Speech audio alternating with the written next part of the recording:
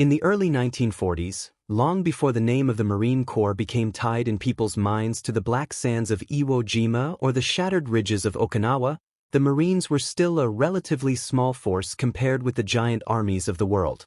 They were professional, proud, and already carried a rich tradition from earlier wars, but few outside military circles imagined that this compact force would become the spearhead of the Allied drive across the Pacific. On paper, Japan appeared to have every advantage in the Pacific. Its fleet stretched across the ocean. Its soldiers had years of combat experience in China. Its island bases were fortified, mapped, and supplied.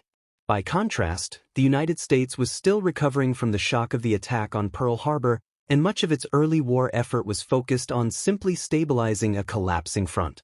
Inside this storm, the Marine Corps had been quietly preparing for a kind of war that did not yet have a name. During the years between the two world wars, Marine officers had studied the problem of landing an army on a defended shore. They pored over maps, experimented with landing craft, rehearsed the timing of naval gunfire, and debated how much equipment a man could carry over a beach of soft sand under fire. These experiments were not glamorous. They were often conducted with limited budgets and little public attention. Yet they produced a set of ideas that would become the foundation of modern amphibious warfare. The culture of the Marines was shaped by this preparation. Recruits were drilled to a sharp edge. Discipline was strict, but it served a clear purpose. Every movement, from how a rifle was carried to how quickly a unit could shift direction, was tied back to the reality of storming a beach where any hesitation might be fatal. Non-commissioned officers enforced standards without compromise and built a sense of shared toughness that would prove vital when things later went wrong. In classrooms and briefing tents, officers studied military history and tried to imagine how to break the kind of defenses that Japan was building across the Pacific. The Japanese High Command was convinced that a modern industrial power could be bled white at the shoreline. They fortified reefs, dug bunkers into coral and rock, and trained their own troops to die rather than retreat. Many observers believed that any attempt to dislodge such defenses would result in catastrophic losses. The first clashes of the war gave these fears weight. On Wake Island, a small force of Marines held out against overwhelming Japanese attacks, fighting with a determination that surprised their enemy. They sank ships and shot down aircraft, but in the end sheer numbers crushed them. The island fell, and many of the surviving Marines went into captivity.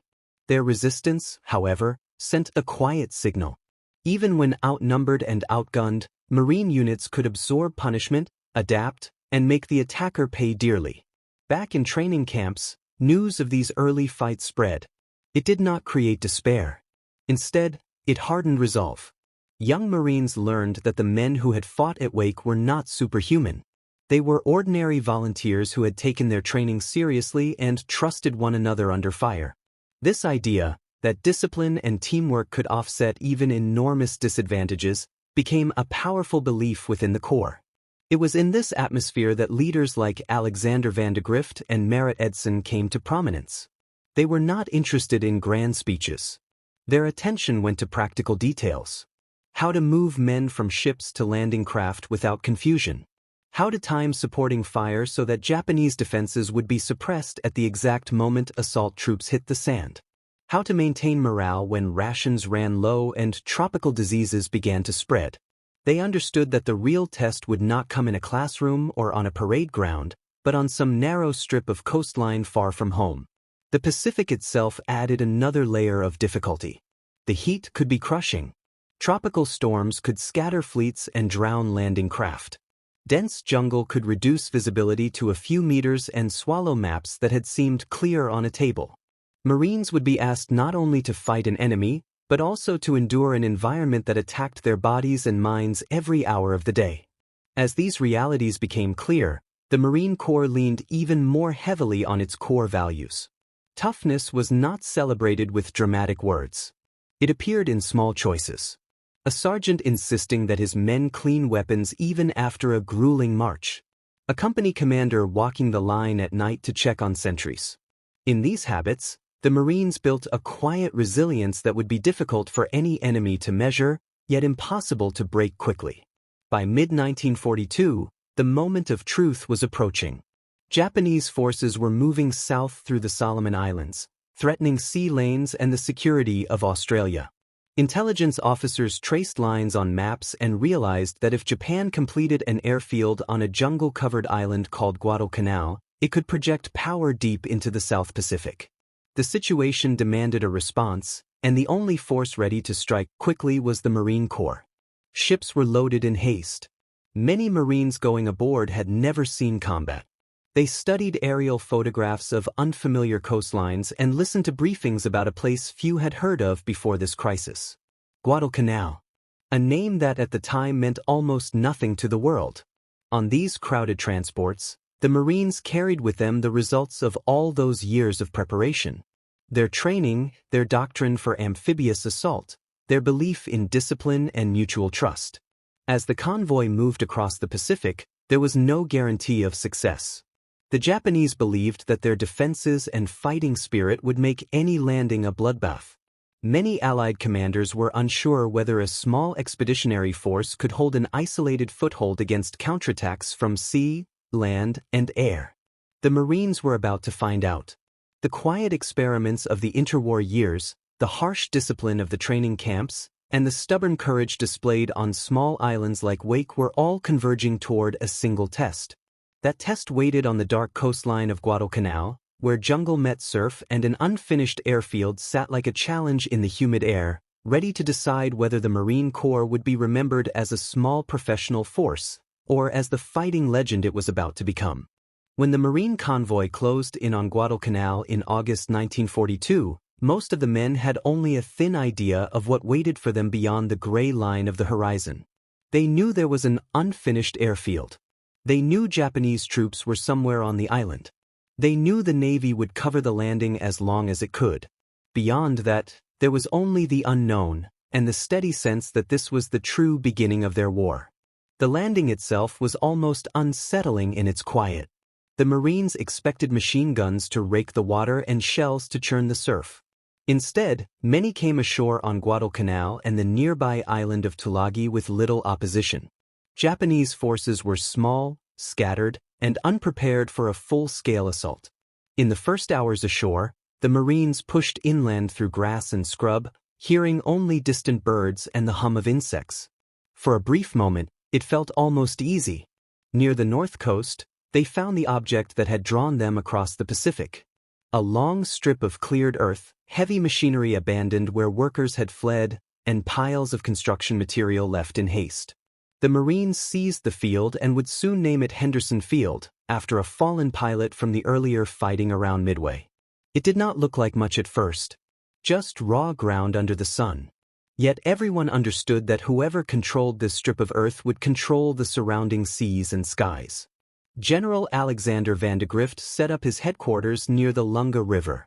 From there, he could look toward the airfield and the dark green wall of jungle beyond. Supplies were still being unloaded from the ships when the first sharp reminder came that this campaign would not be simple. Reports arrived that a Japanese naval force had struck Allied cruisers off Savo Island in a brutal night action, sinking several ships. The Navy, suddenly wary of daylight attacks and night ambushes, began to pull back.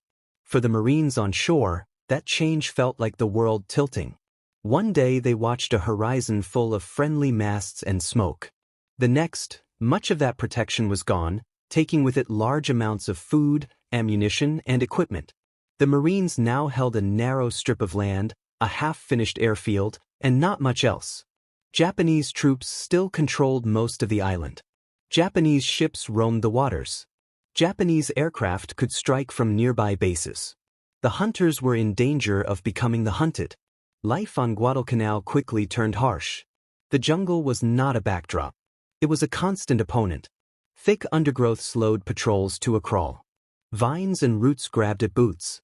The air was heavy and wet, and every cut or insect bite threatened infection. Rations ran short, and men began to lose weight. Malaria and dysentery spread, stealing strength even from those who stayed on their feet.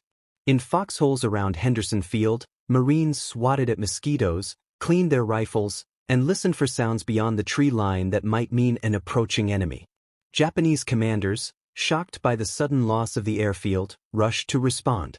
They were convinced that a determined counterattack could push the Marines back into the sea. Reinforcements began to move down the long chain of islands by destroyer in night runs that Allied troops would later call the Tokyo Express. Under cover of darkness, Japanese ships slipped close to Guadalcanal, unloaded troops and supplies, then vanished before dawn. Those troops moved inland through terrain they knew the Marines would struggle to navigate. Japanese infantry were experienced at marching through jungle, traveling light, carrying little beyond weapons, ammunition, and rice. Many believed that the American force on the island was small and fragile. In their planning, they still imagined the enemy as soft, too dependent on heavy equipment, and drained by a culture that had grown comfortable with peace. Inside the newly dug command posts around Henderson Field, this underestimation was quietly challenged. Van de Grift and his staff knew their weaknesses. They had limited artillery, shortages of barbed wire, and gaps in their lines that were filled more by courage than by manpower. Yet they also understood the ground they held. The airfield sat at the center of a defensive ring anchored on ridges, rivers, and coconut groves. If they could hold these natural features, they could force any Japanese attack into narrow corridors of fire. Among the officers studying this ground was Lieutenant Colonel Merritt Edson, a lean, sharp-minded leader who commanded a group of Marines known as Raiders. His unit had been trained for quick, aggressive operations, and now found itself patrolling deep into the jungle, probing for signs of Japanese buildup. These patrols brought back more than prisoners and scraps of captured equipment. They brought back a sense of the scale of the coming blow. Each day, the rhythm of Henderson Field became more intense. Under constant threat of shelling and air attack, ground crews worked to repair and improve the strip. Aircraft began to arrive, forming a mixed group of fighters and bombers that would become known as the Cactus Air Force, named after the code word for the island. Pilots flew missions from dawn to dusk, striking at Japanese ships, bombing troop concentrations, and then landing on a runway that was still rough and vulnerable. For Marines on the ground, the sound of those engines became a kind of shield. As long as they roared overhead during the day, there was hope that Japanese reinforcements would be delayed or scattered. But when the sun went down, the balance shifted. Japanese ships closed in to bombard the airfield, their guns flashing over the dark sea. Shells crashed into the perimeter, tearing up earth, smashing equipment, and reminding every man on the island that the enemy still controlled the night. The tension grew as scattered clashes hardened into larger engagements. At the Tenaru River, Japanese troops launched a frontal attack against Marine positions and were cut down in terrifying numbers, charging into machine gun and artillery fire. The aftermath shocked even hardened veterans. It showed how far Japanese soldiers were willing to go, and how devastating Marine firepower could be when channeled into a prepared defense. Yet it also confirmed that these attacks would not stop simply because they were costly. Back in Japan, planners adjusted their estimates. The American Marines were clearly not the soft target they had imagined. Still, they believed that massed force, brought to bear in a carefully planned assault, could break the defenses around Henderson Field. General Kyosuke Kawaguchi was given the task of organizing this effort. His troops began moving through the jungle, aiming to strike from the south along a narrow spine of high ground that the Marines called the Ridge. That ridge was not impressive on a map. It was simply a series of rises and dips overlooking the airfield. But to Edson and his fellow officers, it was obvious that if the enemy ever seized that ground, they could pour fire directly into the heart of the Marine position. Recognizing the danger, Van de Grift ordered Edson and his raiders to occupy the area and prepare for an attack that everyone felt coming but could not yet see. As the sun went down on a humid September evening, Marines along the ridge tightened straps on helmets and checked the positions of their machine guns and mortars. The jungle beyond seemed unusually quiet. No one knew exactly how many Japanese soldiers were out there, or from which direction the main blow would fall. They only knew that the enemy had been gathering for days, moving through the darkness under thick canopy, guided by officers who believed that this night could decide the fate of Guadalcanal. On the airfield below, aircraft sat silent, lined up like shadows in the fading light. Around them, Marines worked by dim lamps to refuel and rearm for the next day, glancing now and then toward the dark silhouette of the ridge. Up there, On that narrow strip of high ground, Edson and his men settled into their foxholes and shallow trenches, feeling the first hints of a wind that seemed to rise with the night, carrying with it the sense that something vast and violent was about to crash down on them from the unseen jungle. By the time September settled over Guadalcanal, the Marines had begun to understand the island as more than a spot on a map.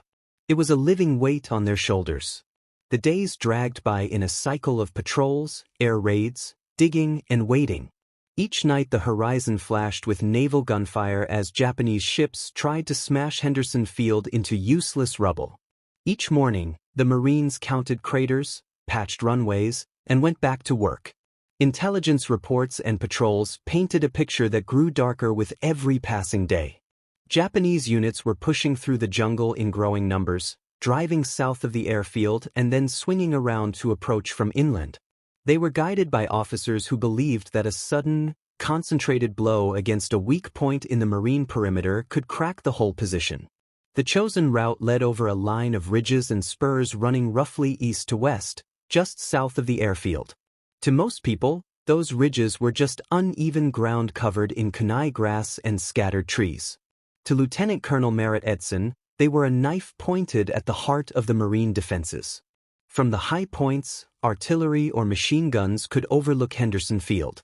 If the Japanese seized that ground in strength, they could make the airfield almost impossible to hold. Edson saw the danger clearly, and when Vandegrift ordered his raiders and attached parachute troops to occupy the area, he understood that this assignment was not a side task. It was the throat of the entire operation. The Marines on the ridge dug into dry, rocky soil that fought every stroke of the shovel. Foxholes were shallow. Trenches were ragged and narrow. Supply lines were thin, running back toward the Lunga perimeter over rough tracks that turned to mud whenever the rain came. There was no sense of comfort in these positions. The ground fell away sharply on both sides, creating long open slopes that seemed to invite an attacker to charge straight up into the defenders. Yet the Marines had no better choice. The ridge was where they would stand. As the days ticked toward the middle of the month, signs of the coming storm multiplied. Patrols returning from the jungle to the south reported hearing movement at night. They stumbled on abandoned packs, temporary cooking fires, and even field hospitals hidden under the trees. Every scrap of evidence suggested the same thing. A large Japanese force was gathering, forming into columns that were slowly feeling their way toward the Marine lines. Japanese commanders believed they had crafted a decisive plan. General Kawaguchi assembled several thousand infantry, many of them veterans of hard fighting in China. They moved without vehicles, carrying heavy loads on their backs, pushing artillery pieces through the mud by hand. They endured the same heat and the same insects, driven by orders that declared this attack would wipe out the intruding force and restore control of the vital airfield. In their minds, the Marines were brave but isolated, short on food, and easily shattered by a determined night assault. On the ridge, Edson and his officers tried to read the landscape like a book. They shifted units, placing machine guns to cover likely approaches and marking out final defensive lines in case the front positions were overrun. Artillery batteries closer to the airfield registered their guns on the slopes and ravines in front of the ridge, noting ranges and angles so that, in darkness, they could still drop shells where the infantry needed them most. The work was methodical, almost routine on the surface, but everyone involved understood that these preparations might soon spell the difference between holding and being swept away. The first clash came on the night of 12 September. It did not begin with a grand assault but with sudden pressure against outlying positions and scattered firefights along the edge of the jungle. Flares arced into the sky. Rifle and machine gun fire crackled along the ridge. Japanese troops were testing the line, feeling for weak points.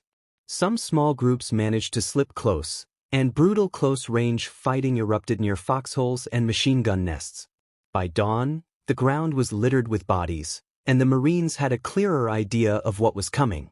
The main attack had not even started. On the 13th, the air over Guadalcanal hung heavy and still, as if the island itself were holding its breath. Japanese artillery and mortars probed the ridge and surrounding areas, sending shells that burst in the scrub and along the slopes. Marines hugged the ground, counting seconds between explosions, then rose to deepen their positions and check their weapons once the shelling paused. Throughout the day, scouts reported movement to the south. The enemy was massing in the jungle, hidden by trees and ravines, waiting for the fall of night. When darkness finally came, it arrived like the dropping of a curtain. The jungle swallowed the last light, and the ridge became a series of dim shapes under a sky scattered with low clouds. The Marines knew the attack was close because the sounds changed. The usual jungle chorus seemed to fade. In its place came the faint rustle of many feet on wet earth, the clink of equipment, and finally, the rising clash of shouted orders carried on the wind from the south. Then the assault broke loose. Japanese infantry surged out of the darkness, their advance lit only by the flashes of their own weapons and the sudden bursts of Marine gunfire from the ridge. They poured up the slopes in waves, using the folds of terrain for what cover they could find. Machine gunners on the crest opened fire, sending long streams of tracers down into the attackers. Mortars coughed behind the lines, their shells walking across the advancing formations. The ridge shook under the force of the impact. The Japanese attack did not break after one failed rush. It bent and shifted, searching for gaps.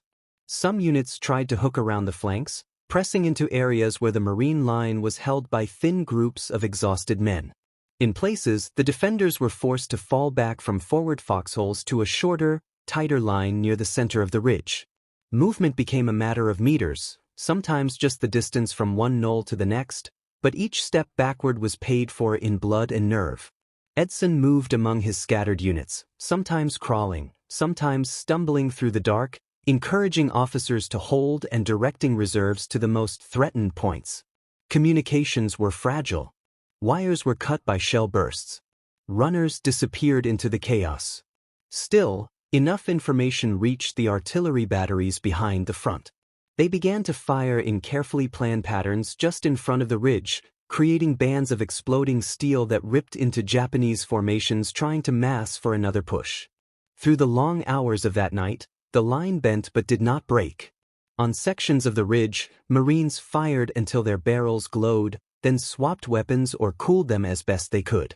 Ammunition ran low and was dragged forward by carrying parties who crept along the reverse slope, following faint tape markers and the sound of the guns. The Japanese kept coming, driven by orders and by a belief that the Americans could not withstand repeated shocks in the dark. By the time the first gray hint of dawn seeped into the sky on 14 September, the ridge was a landscape of churned earth, shattered trees, and still forms lying in twisted shapes along the slopes. Japanese units that had pushed closest to the crest now found themselves exposed in the growing light. Marine machine guns, rifles, and artillery seized the moment. Fresh bursts of fire raked the ground, and whatever momentum remained in the assault began to crumble. As the sun climbed higher, the true scale of the night's struggle slowly became visible. The slopes below Edson's ridge were covered with bodies, equipment, and shattered weapons. Japanese casualties numbered in the thousands. Entire units had been cut to pieces in front of the Marine positions, their advance broken by a combination of disciplined fire, coordinated artillery, and the stubborn decision not to yield the vital ground. The ridge itself, which had seemed so vulnerable just days before, had become a symbol of what a small, determined force could accomplish when properly led and anchored to strong terrain. For the Marines, the battle was more than just a defensive success. It was proof that their training, their doctrine, and their belief in one another could withstand the best effort of an enemy who had been considered nearly unstoppable in jungle warfare. Around Henderson Field and along the Lunga perimeter, word of the stand on the ridge spread quickly, carried in brief reports and quiet conversations over rations. The men who had fought there were too exhausted to celebrate. They cleaned their weapons, tended to the wounded, and braced for the next demand that the island might make. Far away, in planning rooms and map-filled offices, the lessons of Edson's Ridge began to take shape. A clear picture was emerging of how the Pacific War would be fought. Strong defensive positions, carefully coordinated supporting fire, and unyielding infantry would be needed not just on jungle ridges, but on beaches and coral atolls yet to be chosen. The Marines had held the line on Guadalcanal. Ahead of them waited new islands, new defenses, and new tests that would push the limits of everything they had just proven on that narrow, blood-soaked strip of high ground. In the days after the fight for Edson's Ridge, Guadalcanal did not grow quieter. The gunfire faded, the smoke drifted away, and the bodies were buried or moved aside, but the islands still pressed on the Marines from every direction. The jungle remained thick and close. The heat still soaked into uniforms and weapons. Malaria still crept through the camps, carried by mosquitoes that ignored front lines and rank. Yet something important had shifted. The Japanese attack that was meant to crush the Henderson Field perimeter had failed. General Kawaguchi's force, which had marched through the jungle with such confidence, was shattered. The ridge that had once looked like a weak point now became a symbol. Around mess tables and in dugouts, Marines spoke of it not with grand phrases, but with a simple understanding. They had taken the best the enemy could throw at them in a night assault and had not broken. For Japanese planners, the lessons were harsher. The belief that American troops could be brushed aside by aggressive infantry attacks no longer matched reality.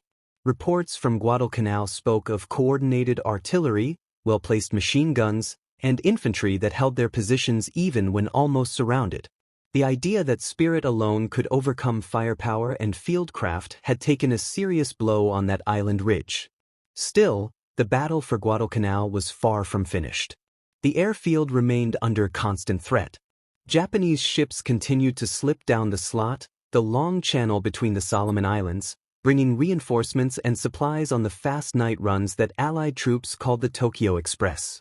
Each new group of soldiers that landed tried to find a path through the jungle that might avoid the carefully prepared Marine positions and strike from an unexpected angle. Around Henderson Field, the daily rhythm turned into a pattern of grinding endurance. At first light, the Cactus Air Force took off, a mix of Marine, Navy, and Army aircraft patched together from whatever could be spared for this isolated front. They hunted Japanese ships, strafed troop concentrations, and tangled with enemy fighters and bombers. Every mission was flown from a runway that had been bombed, shelled, and torn by weather, then patched again by ground crews working with shovels, graders, and sheer determination. On the ground, Marines patrolled outward from the perimeter in heavy squads and companies, moving along riverbanks, ridges, and narrow jungle trails. They encountered ambushes, snipers, and small Japanese outposts that sometimes fought to the last man rather than give up their positions. These fights were not the sweeping maneuvers of textbooks. They were confused clashes at close range, where visibility could shrink to a few meters and the difference between left and right on a map meant little inside the tangled foliage. The conditions wore at everyone. Uniforms rotted from constant moisture. Boots fell apart. Food supplies were never entirely secure, and for long stretches the Marines lived on reduced rations. Many lost weight, their faces thinning even as their eyes remained alert. Medical officers battled malaria with quinine and other drugs, but the disease still tightened its grip. A man could fight hard for a week, then collapse with fever and chills, his strength drained by an enemy too small to see. Despite these hardships, the Marines maintained a sense of control that their enemy had not expected. Units rotated between the front line and brief periods of rest near the beaches. Leaders at every level emphasized small routine tasks that preserved discipline. Rifles were cleaned even when men were exhausted. Positions were improved whenever there was a lull. Wires were checked, range markers adjusted, and fields of fire cleared. This constant maintenance allowed the perimeter to absorb repeated shocks without falling apart. At sea, the struggle was just as intense. The waters around Guadalcanal became one of the most dangerous places on Earth. Night battles between Japanese and Allied ships lit the horizon with towering columns of flame as cruisers and destroyers traded shells and torpedoes at point-blank range. The United States Navy suffered heavy losses and more than once was forced to pull back, leaving the Marines to wonder how long their thin foothold could be sustained without full control of the surrounding ocean. The Japanese Army, too, learned that reinforcing the island was a deadly gamble. Transports were sunk by aircraft. Destroyers ferrying troops in fast night runs were hit by bombs, torpedoes, and coastal artillery when they misjudged timing. Each attempt to bring in more men and supplies came at a higher cost. Japanese units that reached the island often arrived hungry, short of ammunition, and already exhausted from days of sailing and marching. As autumn turned toward the end of the year, the momentum slowly shifted. The Cactus Air Force became more experienced and effective. Allied reinforcements began to arrive in greater numbers. The Marine Division that had carried the main burden of the early fighting was gradually joined and then relieved by Army units. Together, they pushed the perimeter outward, seizing key ridges and river crossings that limited Japanese options for attack. In Tokyo and in regional headquarters, the picture of Guadalcanal darkened. What had been conceived as a bold effort to smash an isolated enemy and restore control of a strategic airfield was turning into a long, draining struggle. Supply lines were stretched thin. Naval losses mounted.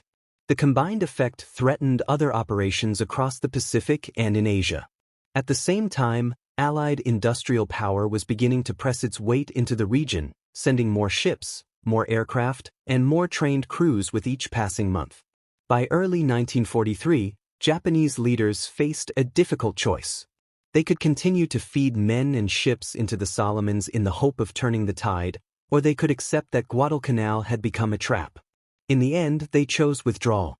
Under cover of darkness and bad weather, they carried out a carefully planned evacuation, slipping thousands of surviving troops off the island while trying to convince Allied observers that more reinforcements were arriving instead of fewer. When the Marines and soldiers advancing through the jungle finally realized that the main enemy forces had vanished, Guadalcanal passed from crisis to symbol.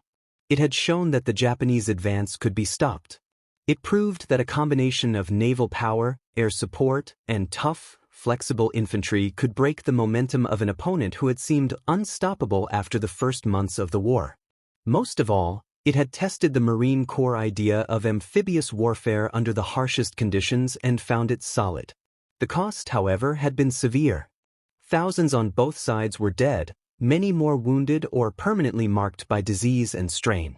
The island itself bore deep scars. Trees were splintered or burned away around Henderson Field. The beaches were littered with wreckage. Graves dotted the landscape. For those who had survived, Guadalcanal would never be just another name in a history book. It was the place where they had learned what this war would demand. In planning rooms far from the jungle and the buzzing clouds of insects, officers pored over reports and maps from the campaign. They drew conclusions that would shape everything that followed. They saw how important it was to seize and hold airfields. They noted how vital close coordination between ships, aircraft, and landing troops had been. They studied the Japanese habit of counterattacking at night and the strengths and weaknesses of their defensive positions. All of this pointed toward a new phase of the war. Instead of simply stopping Japanese advances, the Allies were preparing to push forward, island by island, across the Central Pacific. The Marine Corps would no longer be fighting mostly in jungle, but on low coral atolls and fortified beaches where there was no deep forest to hide in, no tall ridges to anchor a line. The next great test would be a small island whose name was barely known outside a circle of planners, a patch of coral and sand ringed by reefs and bunkers. That island was called Bidio in the Tarawa Atoll, and as staff officers traced landing beaches on their charts and calculated tides and ranges, they understood that the lessons of Guadalcanal would soon be tested again, this time on a battlefield where there would be almost nowhere to take cover once the first wave hit the shore. By the time plans were laid for the attack on Tarawa, the memory of Guadalcanal was still fresh in the minds of the Marine Corps. Officers who had walked the muddy trails around Henderson Field now found themselves studying clean lines on maps spread across wooden tables. Instead of jungle-covered ridges and wide river valleys, their attention was drawn to a tiny shape in the Central Pacific, a piece of coral and sand called Bidio, guarding the entrance to Tarawa Atoll. On paper, Bidio looked small and simple. It was less than 3 kilometers long, barely wide in most places, almost flat. There were no mountains to seize, no deep forests to hide in. But what it lacked in size and terrain it made up for in something else. Concrete, steel, and guns. Japanese engineers and laborers had been busy on Bidio, turning the little island into what one officer described as a floating fortress. Bunkers were dug deep into coral. Log and sand revetments shielded artillery. Trenches linked fighting positions in a stubborn lattice. Intelligence photographs and reconnaissance reports showed anti-boat obstacles reaching out from the shore and heavy guns commanding the approaches to the lagoon. Japanese commanders on BDO believed that the island could not be taken by an assault from the sea. They were told that 1,000,000 men could not capture it in 100 years. Their confidence grew from the strength of their positions and from an assumption that any landing force would be pinned on the reefs and shredded before it reached the beach. For the Marines who would have to prove that belief wrong, Tarawa was something new. On Guadalcanal, the main struggle had been to hold an airfield and push back jungle attacks. On BDO, they would have to cross open water under direct fire and seize a strip of shoreline with almost no cover. The entire battle would be visible in brutal clarity. Every move from the moment the first landing craft turned toward the island would be exposed to observation and to guns carefully sighted in advance. Planning sessions focused on tides, reefs, and the pattern of Japanese defenses. Hydrographic charts were studied with unusual intensity because the reef that ringed BDO posed a serious problem. At high tide, landing craft with shallow drafts could, in theory, cross the reef and reach the beach. At lower tides, however, the water might be too shallow for the boats to pass, forcing Marines to disembark far from shore and wade in through hundreds of meters of open lagoon. Officers debated tidal tables that were not always precise, argued about the timing of the assault, and weighed the risks. Amphibious tractors, tracked vehicles capable of crawling over the reef and onto the beach, were available but in limited numbers. Not every assault wave could count on them. Some units would still depend on conventional landing craft, trusting that water levels would rise enough at the right moment. Another major consideration was the pre-invasion bombardment. At Guadalcanal, naval gunfire and air strikes had been limited. At Tarawa, the plan called for a heavy pounding that would, planners hoped, crush the defenses before the first Marines set foot on the island. Battleships, cruisers, and destroyers were assigned to blast the beaches, bunkers, and gun positions. Dive bombers and torpedo planes would follow up with strikes aimed at silencing any battery that survived. This belief in firepower offered a kind of reassurance. Many Marines went into the operation with the understanding that they would be landing on ground already torn apart by shelling. The phrase "shot to pieces" circulated in briefings and casual talk. It was easier to contemplate stepping off a ramp into shallow water if one imagined that the enemy on the shore would be dazed and scattered, their weapons broken, their will to fight weakened by hours of bombardment. Japanese forces on BDO prepared for the opposite. They dug deeper, reinforced their bunkers, and stocked them with food, water, ammunition, and medical supplies. Heavy guns were mounted low, hidden behind log and sand revetments. Machine guns were placed to fire in overlapping arcs along the shoreline and across likely approaches inside the lagoon. Mortar pits were dug where they could lob shells onto congested beaches and into any gap that might offer advancing troops a moment of cover. The men who would defend BDO understood they were isolated, but they also believed they could inflict such horrific casualties that the enemy would hesitate to repeat the attempt on other islands. Many were ordered to fight to the last. There would be no large-scale withdrawal, no plan for evacuation. The island was both their fortress and their grave, and they prepared it with a grim sense of finality. As the invasion fleet gathered and moved toward Tarawa in November 1943, the sea became crowded with gray hulls and the air filled with the constant rumble of engines. Marines waited aboard transports, checking equipment, cleaning weapons, and trying to imagine the island they had seen only in grainy aerial photographs. The more experienced among them had already been ashore on other islands in the Gilberts, where resistance had been scattered and quickly overcome. There was a quiet hope that BDO, despite its fearsome reputation, might yield after a similar display of overwhelming force. The approach to Tarawa began before dawn. The sky was still dark when men climbed down the sides of transports into landing craft bobbing below, or into amphibious tractors that would carry them toward the reef line. The sea was not calm, and the transfer from ship to craft was noisy and awkward. Engines coughed to life, filling the air with fumes. Officers shouted to impose some kind of order on the churning mass of steel boxes forming up into waves. As the first lights spread across the eastern horizon, the bombardment began. Battleships and cruisers opened fire, their big guns hurling shells that screamed overhead and crashed into BDO in towering plumes of smoke and coral dust. The entire island seemed to flicker and vanish behind a shifting wall of explosions. Closer in, destroyers added their fire, raking the beaches and visible gun positions. Overhead, aircraft dived and climbed, dropping bombs and strafing anything that looked like a bunker or revetment. From the decks of transports and from the bobbing landing craft, Marines watched this storm of steel and fire hammer the island. To many, it looked as if nothing could survive such punishment. The phrase "blasted flat" ran through their minds. Some felt a surge of confidence, a belief that when the order finally came to head toward the beach, they would be advancing into ruins rather than into a live, coordinated defense. Time, however, was working against the attackers. Every minute spent on bombardment was a minute in which the tide continued its own rhythm.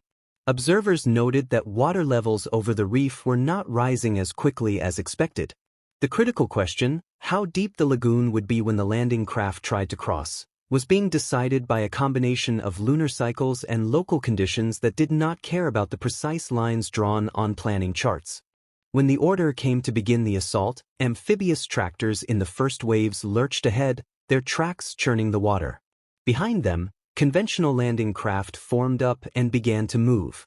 At first, the motion felt almost mechanical, a slow grinding forward with the bombardment still echoing in the background.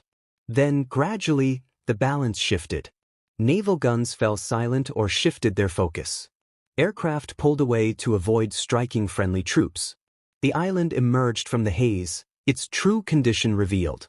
Smoke and dust still hung over BDO, but through the gaps, Marines could see that many of the major structures were not gone. Bunkers remained, their low outlines stubborn against the shoreline. Some of the heavy guns were silent, but others began to fire, pushing tongues of flame from massed positions. Machine guns opened up from unexpected angles, sending bullets rippling across the surface of the lagoon. The amphibious tractors clawed their way over the reef and pushed on toward the beaches, but the landing craft behind them slowed, then stopped. Their propellers churned in water that was too shallow to carry them forward. One by one, they grounded on the coral, stuck hundreds of meters from the sand. The solid reef that had seemed a minor obstacle in optimistic predictions now became a deadly dividing line between the Marines and the relative safety of solid ground. Men inside these boats felt the change as a jolt. They could see the spray of bullets striking the water ahead. Shells were bursting along the tide line. The choice they faced was stark. Stay in the grounded craft, clustering on a fixed target under direct fire, or climb over the side and begin the long wade toward shore through chest-deep water, burdened by rifles, ammunition, packs, and the weight of fear. There was no way to go back. There was only forward, across the reef and into the concentrated fire of an enemy whose defenses had survived in far better shape than promised. As more boats grounded and more men prepared to step down into the shallow lagoon, the clean lines of the assault plan began to fray. Waves overlapped. Units became mixed. Leaders who had studied maps and diagrams now had to improvise in the spray and shock of real fire. Each movement toward the beach would be made over open water, with no ridges, no jungle, nothing to hide behind except the thin ripples of the tide. Out on the reef, where engines struggled and metal hulls scraped against coral, the Marines were about to discover just how much of BDO's strength remained intact, and how much courage it would take to cover those last exposed meters between the edge of the reef and the blood-soaked sand of the island ahead.